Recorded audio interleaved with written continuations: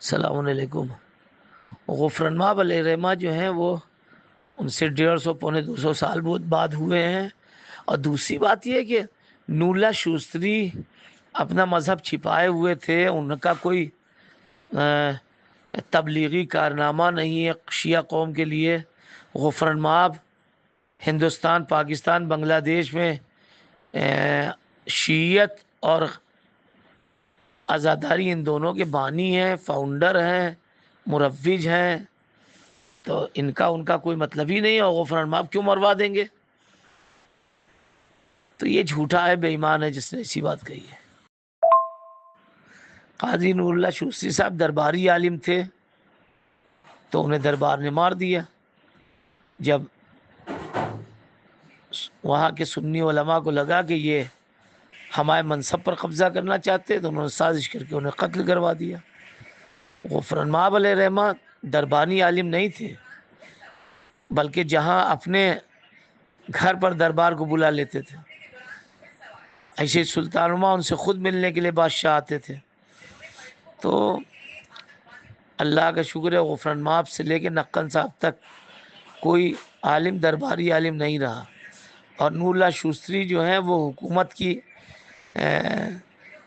لالچ میں اور دولت کی لالچ میں ہندوستان آئے تھے، اور جا کے دربار میں بیٹھ گئے، اور دربار ہی کی سیاست نے ان کو قتل کروا دیا۔ یہ ہے۔ السلام علیکم۔ ہندوستان میں جتنے بھی شیعہ علماء ہیں وہ صوفی نہیں، جو غفران ماب سے پہلے صوفیت زدہ تھے یا صوفی تھے، یا ان سب کو چھوڑیے۔ غفران ماب ہی شیعت کے فاؤنڈر ہیں ہندوستان میں، اور خالص و واضح عزاداری کے عرس سے ہٹ کے۔ تو سب کچھ غفران ماب نے کیا، تبھی شیعہ عالم تیار ہوئے ہندوستان میں۔ تو جتنے بھی عالم تیار ہوئے سب غفران ماب علیہ رحمہ کے اسکول کے شاگرد تھے، جسے ہم مکتب فقہی و کلامیہ غفران ماب کہتے ہیں۔ چاہے میر امین حسین صاحب ہوں، چاہے مفتی محمد عباس صاحب ہو، چاہے کوئی ہو۔ میر امین حسین صاحب کے والد علامہ مفتی محمد قلی صاحب غفران ماب علیہ رحمہ کے شاگرد تھے۔ ان کے 3 بیٹے علامہ سراج حسین، سلطان العلماء، سید العلماء، ممتاز العلماء، ان لوگوں کے شاگرد تھے۔ ان غفران ماب کے 2 بیٹوں کے اور 1 پوتے کے۔ اس کے بعد اعجاز حسین، وہ بھی جنت ماب کے شاگرد، اور خلاصۃ العلماء کے شاگرد سلطان العلماء کے بیٹے کے۔ میر امین حسین صاحب بھی خلاصۃ العلماء کے شاگرد، ممتاز العلماء کے شاگرد، غفران ماب کے 2 پوتوں کے، سب شاگرد ہیں۔ ہندوستان، پاکستان، بنگلہ دیش میں جتنے بڑے عالم ہوئے ہیں سب خاندان اجتہاد کے، اسکول کے پڑھے ہوئے، اور غفران ماب ان کے بیٹوں کے، ان کے پوتوں کے شاگرد تھے۔ خدا حافظ۔ آج ہندوستان، پاکستان، بنگلہ دیش میں جتنے بھی علماء ہیں سب مکتب غفران ماب کے شاگرد ہیں۔ مثلا کسی عالم سے پوچھئے کہ آپ کا استاد، پھر ان کا استاد، پھر ان کا استاد، آخر میں وہ غفران ماب کے پوتوں، بیٹوں تک یا غفران ماب تک پہنچ جائیں گے۔ اسی طرح غفران ماب سے پہلے تو کچھ تھا نہیں، شیعت تھی نہیں، اجتہاد تھا نہیں، کوئی مذہبی مدرسہ تھا نہیں شیعوں کا، سب کچھ غفران ماب نے کیا۔ آج ہندوستان، پاکستان، بنگلہ دیش میں جتنے ادارے، مدرسے،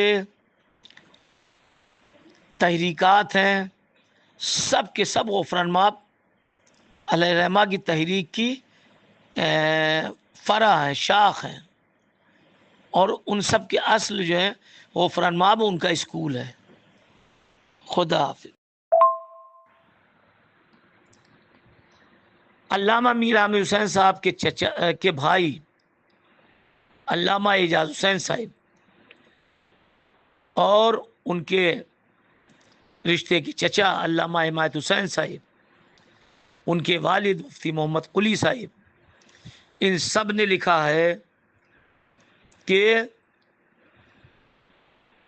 جو کام محمد و آل محمد نے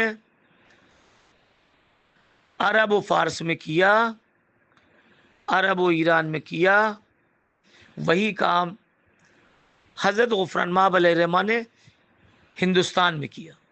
اس وقت کا ہندوستان آپ کو معلوم ہی ہے، ہندوستان، پاکستان، بنگلہ دیش، برما، نیپال، سب اسی میں تھا۔ تو یہ تمام علماء نے، قدیم علماء نے لکھا ہے، اور ان کی کتابوں کا مطالعہ لوگوں کو کرنا چاہیے۔ ہم نے بہت بار ان کتابوں کے نام بھی دیے ہیں۔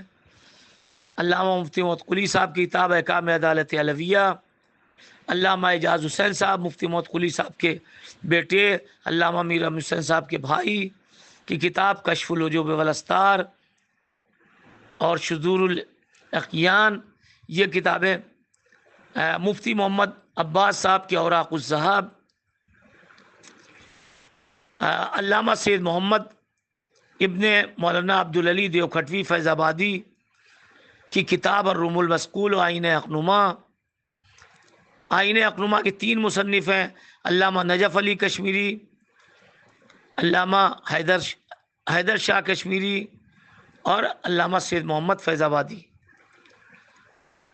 اسی طرح عربی میں ایک کتاب ہے جو مرزا محمد اخباری کے خلاف لکھی گئی ہے، اصول میں مطارق، وہ علامۃ العلماء سید احمد علی محمد آبادی کی کتاب ہے، جو اعظم گڑھ محمد آباد کے تھے، غفران مآب کے شاگرد تھے۔ اسی طرح سینکڑوں منابع ہیں جن کو پڑھنا چاہیے۔ جب تک ان کو آدمی نہیں پڑھے گا، اسی طرح کی باتیں کرے گا کہ غفران مآب سے پہلے شیعت تھی ہندوستان میں، اور کیا ہمارے بزرگ شیعہ نہیں تھے، اور کیا سادات شیعہ نہیں تھے۔ آج بھی ہندوستان پاکستان میں لاکھوں سادات ہیں جو شیعہ نہیں ہیں۔ بنے سادات تو ہمارے یہاں مثلا تقریباً 80-85% بات بنے سادات ہیں۔ شیعوں میں جب تھوڑا سا علم آتا ہے یا پیسہ آتا ہے تو آدمی سید بنتا ہے، اور اہل سنت میں جب پیسہ یا تھوڑا علم آتا ہے تو خان بنتا ہے۔ تو ہمارے ہاں جو سادات ہیں وہ تقریباً 85% جھوٹے ہیں، وہ بنے ہوئے ہیں۔ لیکن اہل سنت میں جو سادات ہیں ان میں بنے کم ہیں، آج بھی بھرے پڑے ہیں، ہندوستان میں، پاکستان میں، بنگلہ دیش میں بھی ہوں گے۔ ان کے شجرے غفران مآب کے شجرے کی طرح چمک رہے ہیں 1000 سال اوپر سے، تو وہ کیسے اہل سنت ہیں؟ آج بھی بڑے بڑے سادات علماء اہل سنت ہیں۔